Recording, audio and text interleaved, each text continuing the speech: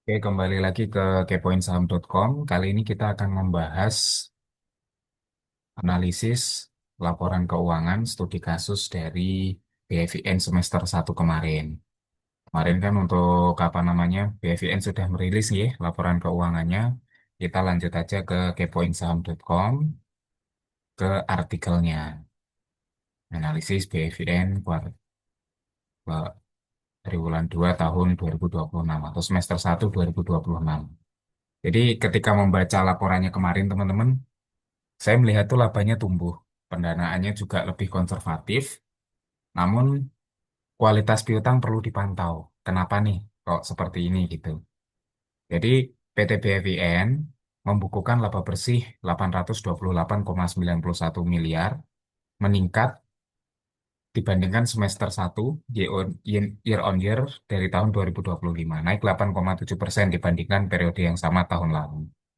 Pertumbuhan laba ini didukung kenaikan pendapatan dan penurunan beban bunga. Namun piutang pembiayaan neto menurun, cadangan kerugian meningkat, dan porsi tunggakan di atas 90 hari naik tipis, posisi gearing tetap rendah dibandingkan industri, sehingga struktur permodalan BFIN relatif konservatif.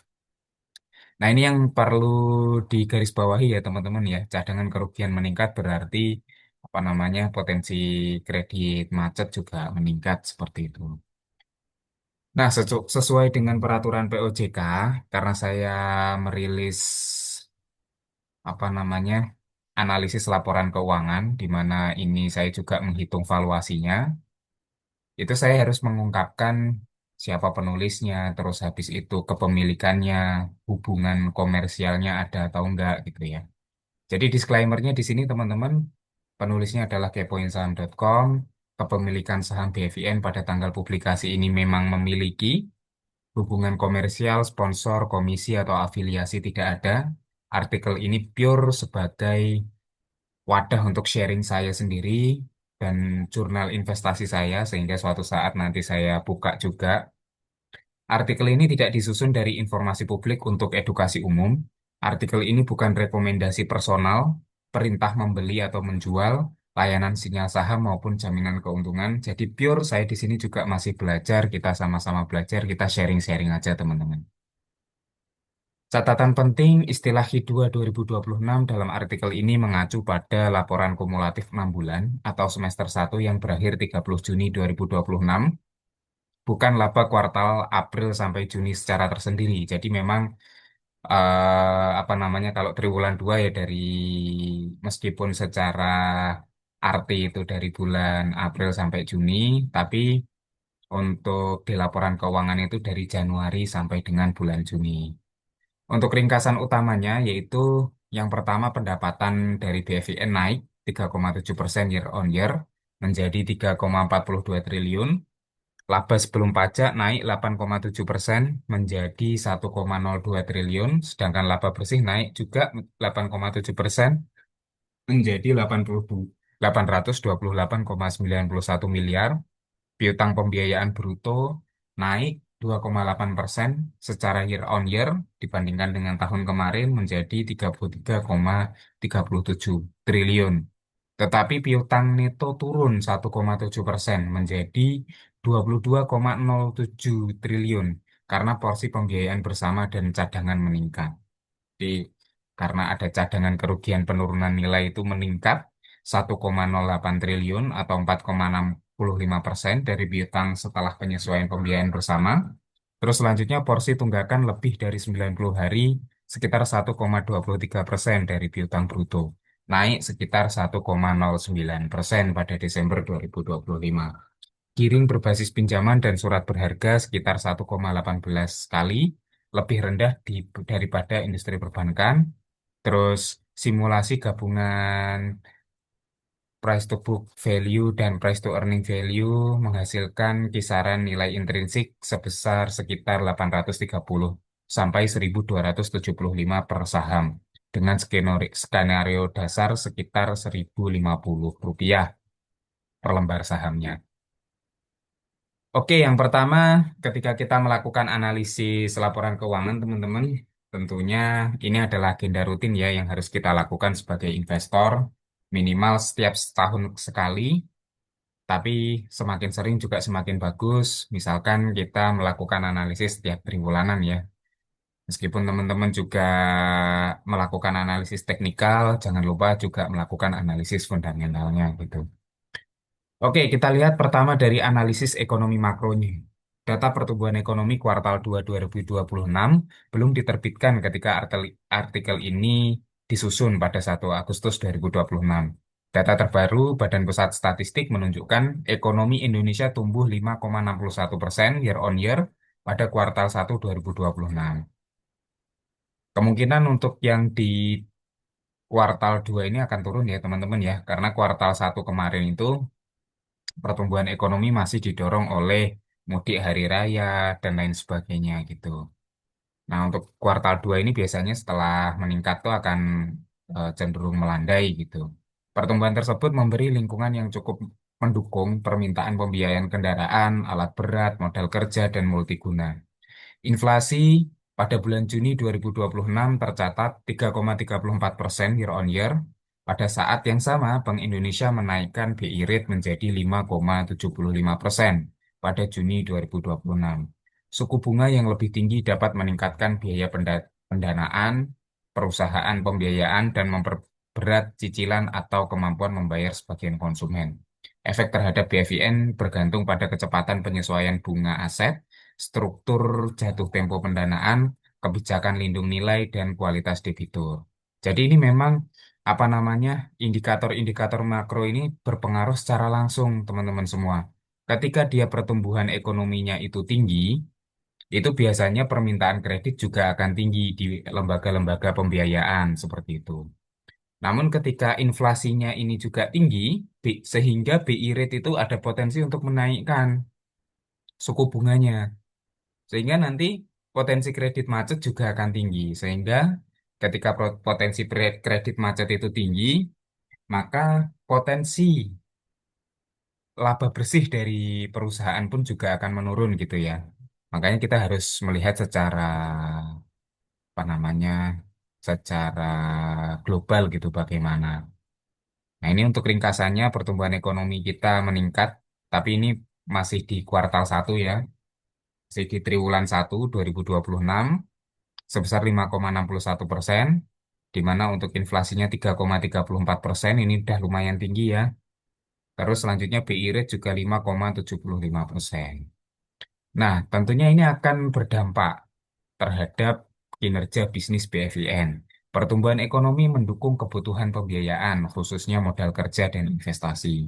Kenaikan suku bunga berpotensi meningkatkan cost of funds, tetapi BFIN memiliki portofolio pendanaan dengan lindung nilai atas pinjaman valuta asing.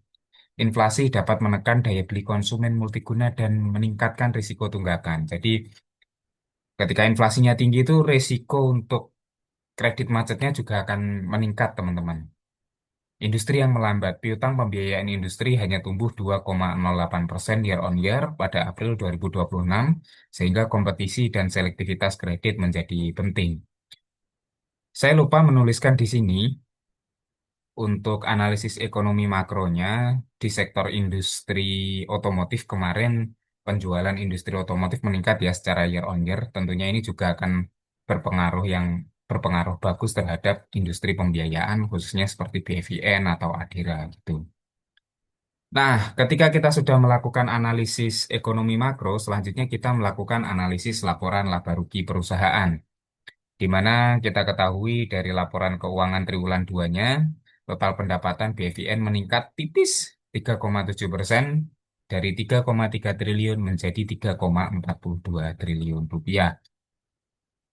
Selanjutnya pendapatan piutang pembiayaan neto naik 3,2% menjadi 3,18 triliun rupiah. Jadi apa namanya pendapatan piutang pembiayaan netonya juga meningkat tipis sebesar 3,2%, menyumbang sekitar 9,93% dari total pendapatan. Pendapatan syariah tumbuh 12,1%, sedangkan pendapatan lain-lain naik 7,6%. Berbeda dengan industri perbankan yang sudah mendapatkan fee-based income, kalau di industri leasing ini pure dari bunga ya, bunga dari pinjaman yang diberikan gitu teman-teman. Misalkan teman-teman kredit motor dan lain sebagainya itu apa namanya dapat selisih bunga. Nah, itu masuk ke pendapatan dari BFIN atau Adira gitu ya, lembaga-lembaga leasing. Nah, ini untuk rinciannya. Total pendapatan 3,302 triliun di, di semester 1 2025 meningkat menjadi 3,425 triliun di semester 1 2026. Dengan rincian pendapatan pembiayaan neto, ini pendapatan utama ya, dapur utama dari BFIN itu meningkat 3,2% dari 3,084 triliun menjadi 3,183 triliun. Beban gaji dan tunjangan meningkat 5,3%. Beban gaji dan tunjangan dari 738,55 miliar menjadi 777,89 miliar. Beban bunga dan keuangan turun, jadi apa namanya, turun sebesar 6,3%. Beban umum dan administrasi meningkat sebesar 5,4% dari 426 menjadi 449 miliar. Pencadangan piutang pembiayaan meningkat 5,4% dari 571,77 miliar menjadi 602,93 miliar. Laba sebelum pajak juga meningkat dari 940 miliar menjadi 1,023 triliun, sehingga laba bersihnya pun juga meningkat.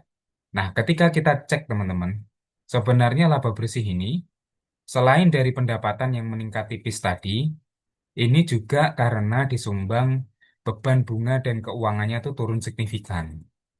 Turunnya 6,3%, di mana total pendapatannya meningkat, beban bunganya malah turun 6,3%. Sehingga apa namanya laba bersihnya juga meningkat sebesar 8,7% gitu. Sehingga EPS-nya juga meningkat sebesar 9,8%. Nah, pendorong laba, perbaikan laba terutama berasal dari kombinasi kenaikan pendapatan dan penurunan beban bunga. Beban bunga pinjaman turun, sedangkan obligasi yang jatuh tempo mengurangi saldo surat berharga. Dampaknya beban bunga dan keuangan turun 29,87 miliar meskipun pinjaman bank meningkat. Pertumbuhan biaya operasional berada di atas pertumbuhan pendapatan, beban gaji dan tunjangan naik 5,3%. Ini harus kita pantau ya teman-teman ya, karena perusahaan yang diidam-idamkan investor itu jika ada efisiensi juga dari beban gaji dan tunjangan. Sementara beban umum dan administrasi naik 5,4%.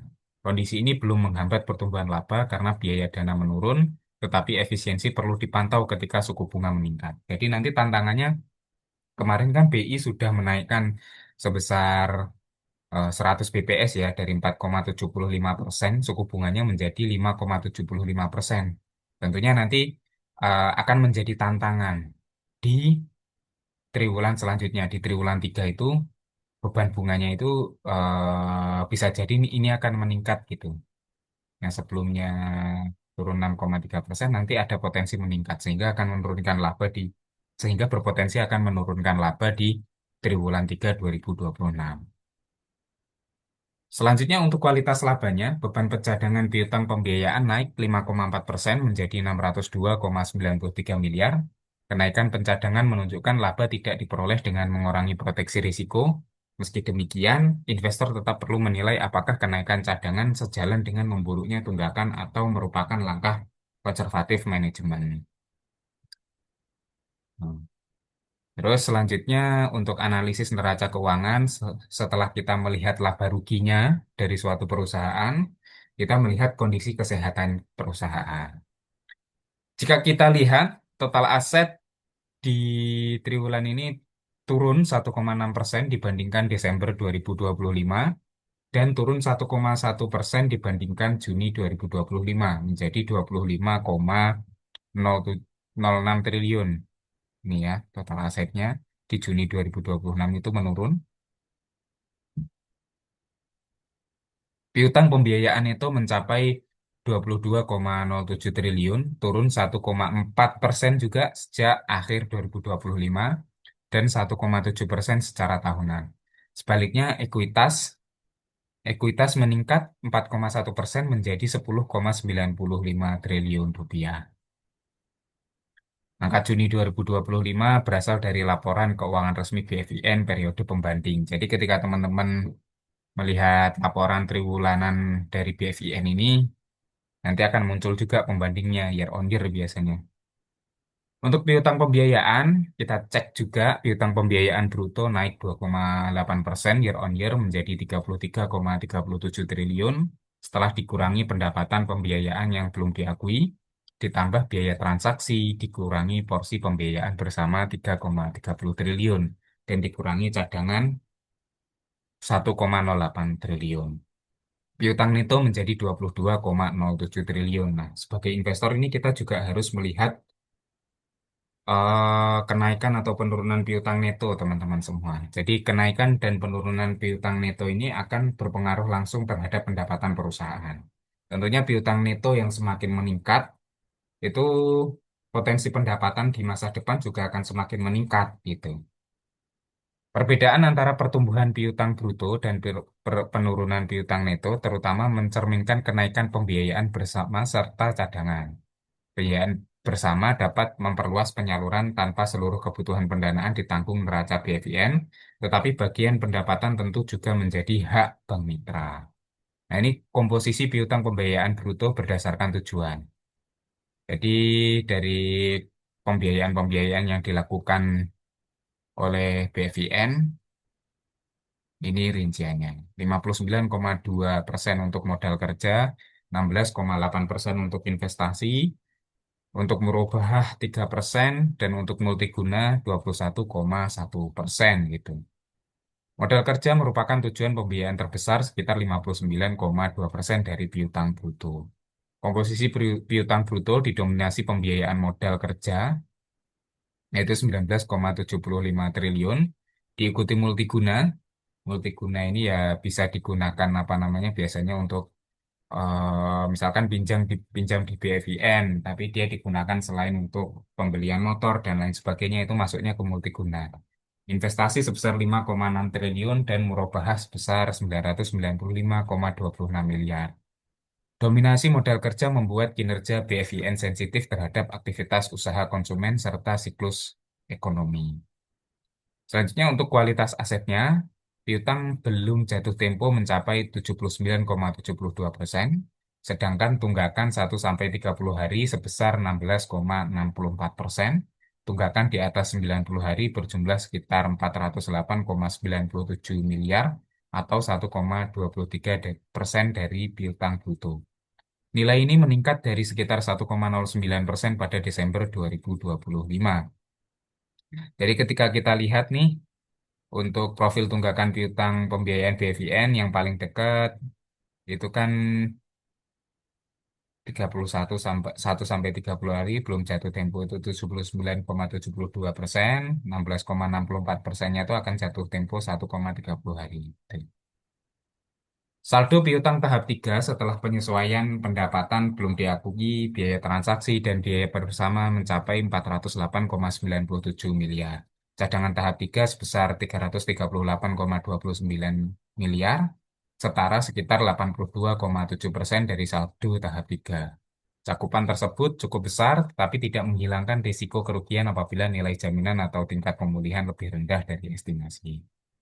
Selanjutnya untuk pendanaan dan permodalan, pinjaman yang diterima naik 14,5% sejak Desember 2025 menjadi 11,87 triliun. Jadi BFIN juga mendapatkan permodalan. Sebaliknya, surat berharga yang diterbitkan turun 66,4% menjadi 1,08 triliun setelah sejumlah obligasi dilunasi. Total pinjaman dan surat berharga turun 13,60 triliun menjadi 12,95 triliun. Giring berbasis pinjaman dan surat berharga terhadap ekuitas berada sekitar 1,18 kali. Rasio ini relatif rendah dan menunjukkan ruang pendanaan yang masih besar, meskipun penggunaan utang tambahan tetap harus mempertimbangkan biaya dana dan kualitas pembiayaan. Selanjutnya, ketika kita melihat neraca keuangan, juga ada dividen dan pembelian kembali saham, di mana selama semester 1 2026, BFIN membagikan dividen kas sebesar 516 miliar dan kembali membeli saham senilai 76,10 miliar. Saham Treasury meningkat menjadi 290 juta lembar, di mana buyback ini mengurangi jumlah saham efektif dan dapat mendukung EPS. Juga, tetapi juga menggunakan kas yang dapat dipakai untuk ekspansi atau memperkuat likuiditas. Dengan adanya buyback ini teman-teman, meskipun misalkan suatu saat di kedepannya itu laba bersihnya tetap, tapi EPS-nya bisa meningkat. Karena apa? Karena jumlah sahamnya itu akan berkurang gitu. Jadi tentunya ini juga akan menguntungkan namanya investor saham.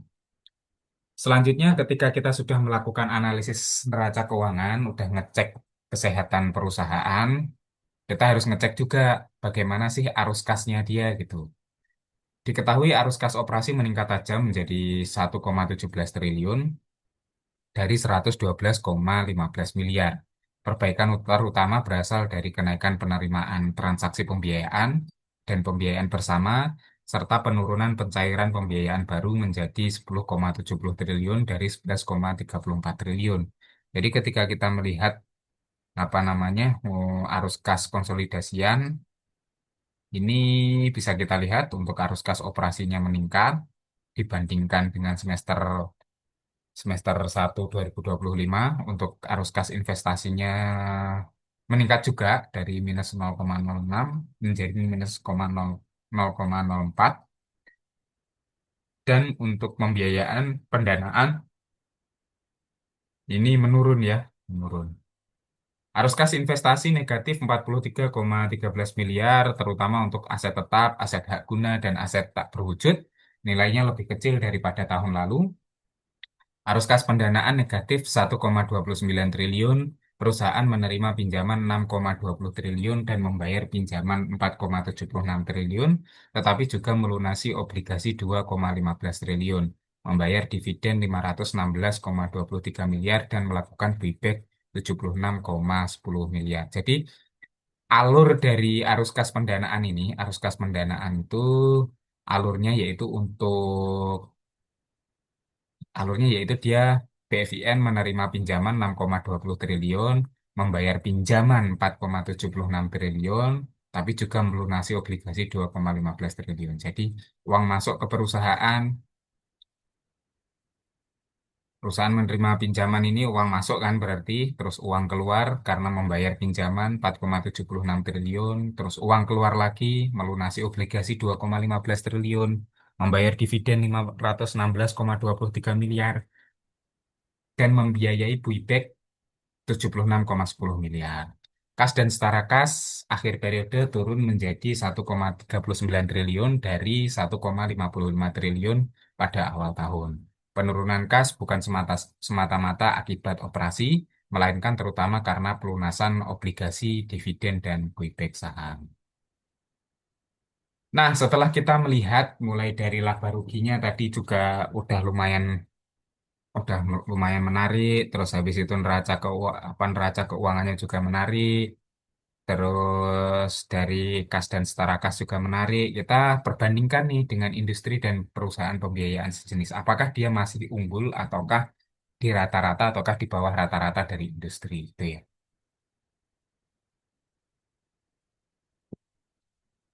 Data industri terbaru yang tersedia ketika artikel disusun adalah posisi April 2026. OJK mencatat piutang perusahaan pembiayaan tumbuh 2,08% menjadi 514,65 triliun, di mana non-performing fund gross 2,89 triliun, 2,89%, non-performing fund net 0,78% dan gearing rasio 2,14 kali.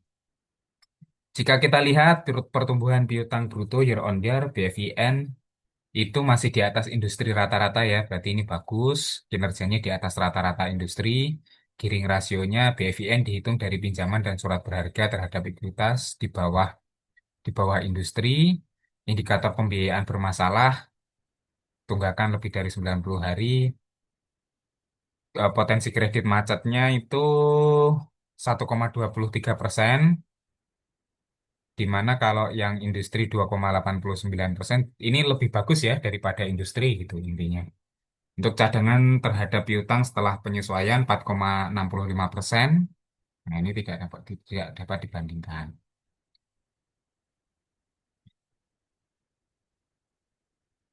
Nah, posisi relatif BFIN. Secara pertumbuhan, pertumbuhan piutang bruto BFIN sedikit lebih tinggi ternyata daripada pertumbuhan industri terbaru. Tetapi piutang netonya justru menurun karena pembiayaan bersama dan cadangan meningkat. Untuk leverage-nya, gearing rendah memberi perlindungan neraca dan ruang pendanaan, tetapi juga dapat membatasi pengungkit ROE apabila pertumbuhan terlalu konservatif. Untuk risikonya, indikator tunggakan BFIN terlihat lebih rendah daripada non-performing fund industri, tetapi metode pengukuran berbeda sehingga tidak boleh disimpulkan sebagai perbandingan langsung. Terus profitabilitas berdasarkan ROE yang disetahunkan berdasarkan laba semester 1 dan rata-rata ekuitas sebesar 15,6,4%, sedangkan anualis ROA sekitar 6,6%. ROE-nya masih tinggi ya teman-teman ya, 15,4%. Tuh. Selanjutnya untuk simulasi nilai intrinsik saham BFIN, valuasi menggunakan dua pendekatan sederhana yaitu justifier price to book value dan berdasarkan EOE, pertumbuhan dan biaya ekuitas serta price to earning ratio berdasarkan EPS semester 1 yang disetahunkan. Hasil kedua metode dirata-ratakan untuk mengurangi ketergantungan pada satu model. Jadi ini kita asumsinya ya, data dasar simulasinya, kita lihat ekuitas yang diatribusikan kepada pemilik entitas induk, ekuitasnya 10,94 triliun, sahamnya itu 15,04 miliar lembar, treasury-nya 290 juta lembar, estimasi saham beredar 14,75 miliar lembar, estimasi nilai buku per saham 742, EPS-nya TPS-nya 112, ROE-nya 15,4%, harga pasar acuan 920. Terakhir pas ketika tulisan ini dibuat, harganya 920 nih. Tuh. Nah, skenario-nya teman-teman, kita menggunakan beberapa skenario, yaitu konservatif, dasar, dan optimis. Apa namanya skenario konservatif ini terjadi jika ternyata ROE selama 2026 itu 13,5%, di mana pertumbuhannya 3%, biaya ekuitasnya 12,5%, sehingga setelah saya hitung-hitung, justified price to book value-nya berada di 1,1 kali, PE acuannya 7,5 kali.